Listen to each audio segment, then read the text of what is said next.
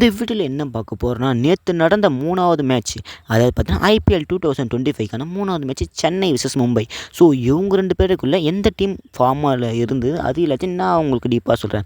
அதாவது பார்த்தீங்கன்னா மின்னல் வேகத்தில் செயல்பட்டு சென்னை சூப்பர் கிங்ஸ் வர்சஸ் அதிர்ச்சியில், அதாவது பார்த்தீங்கன்னா என்னடா இப்படி பண்ணிட்டீங்களேன்னு சொல்கிற அளவில் பார்த்தீங்கன்னா மும்பை டீமும் இருந்தது. அவங்களுடைய ரசிகரும் அப்படி தான் இருந்துக்கிட்டு இருந்தாங்க.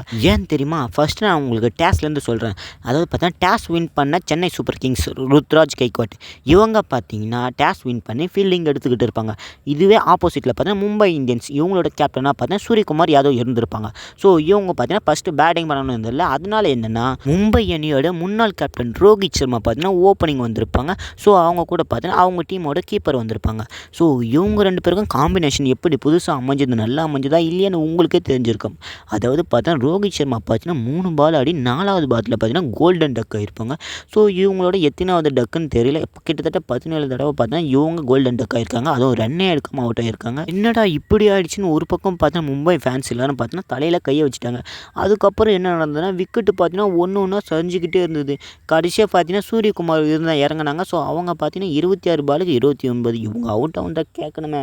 த லைன் இஸ் ஆல்வேஸ் லைன் அந்த மாதிரி சொல்கிற மாதிரி தான் நம்மளுடைய தலை ஸ்டம்பிங் பண்ணார் பாருங்கள். 0.12 செகண்டில் வேறு லெவல். அது யார் யாருக்கெல்லாம் இப்போ கொடுத்தது இல்லைன்னு மறக்காமல் கமெண்ட் சொல்லிட்டு வீடியோக்காக லைக் பண்ணி வச்சுருங்க. அதுக்கப்புறம் என்ன சூரியகுமார் அவுட் ஆகிட்டு போயிட்டார். அதுக்கப்புறம் திலக் வர்மா வந்தாங்க.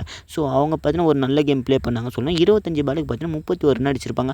ஸோ சென்னை டீமுக்காக விளையாடின தீபக் சாகர் இவங்க பார்த்தீங்கன்னா பேட்டிங்கும் சரியான பர்ஃபார்மன்ஸ் கொடுத்துருப்பாங்க. அதாவது பார்த்தீங்கன்னா 6க்கு மேலே 6 அடிச்சிருந்தாங்க. 15 பாலுக்கு 28 ரன் அடிச்சிருப்பாங்க. அப்போது மொத்தமாகவே ஃபஸ்ட் பேட்டிங் பண்ணுற மும்பை அணியோட ஸ்கோர் என்னதான்னு கேட்டிங்கன்னா ரொம்பவும் கம்மி தாங்க.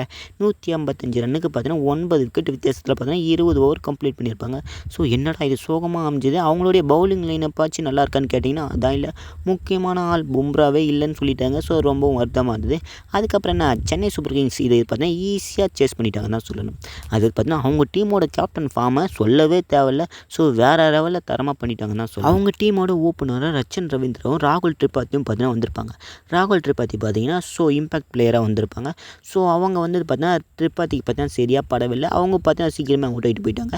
அதுக்கப்புறம் நான் ரச்சன் பார்த்தீங்கன்னா வேர்ல்டு கப்பில் எவ்வளோ ஃபார்மில் இருந்தாங்களோ அதே ஃபார்மில் பார்த்தீங்கன்னா இறங்கி வந்திருக்காங்க.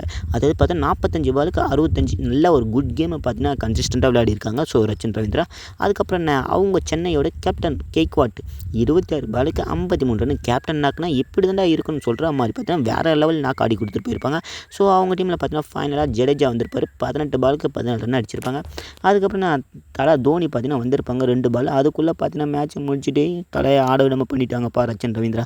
என்னப்பா இப்படி பண்ணிட்டீங்கன்னு பார்த்தீங்கன்னா இதுதான் கொஞ்சம் சோகமான மொமெண்ட்டாக இருக்குதுன்னு நான் நினைக்கிறேன். மும்பை அணிக்கு இந்த மாதிரி ஒரு 3 பவுலர் இருந்தால் போதுங்க. மும்பை அணி யாராலையும் கண்ட்ரோல் பண்ண முடியாது. அதாவது பார்த்தீங்கன்னா விக்னேஷ் புதூர் இவங்க பார்த்தீங்கன்னா வேறு லெவல். இவங்க பார்த்தீங்கன்னா கேரளாவை சேர்ந்துவாங்க. ஸோ இவங்களோட அப்பா வந்து ஆட்டோ டிரைவராக இருக்காங்க. ஸோ அதெல்லாம் ஒன்றும் பெருசாக சொல்ல வேணாம். இவங்க பார்த்தீங்கன்னா இந்த மாதிரி வேறு லெவல் கேம் பிளே கொடுத்துருப்பாங்க. 4 ஓவர் போட்டு 32 ரன்னு கொடுத்து 3 விக்கெட் எடுத்திருப்பாங்க. ஸோ வேறு மாதிரி இருந்தது தான் சொல்லணும். அதுக்கப்புறம் தீபக் சாகர் பார்த்தீங்கன்னா சென்னை டீமுக்குள்ள இருப்பாங்க. 2 ஓவர் போட்டு 18 ரன் கொடுத்து 1 விக்கெட்.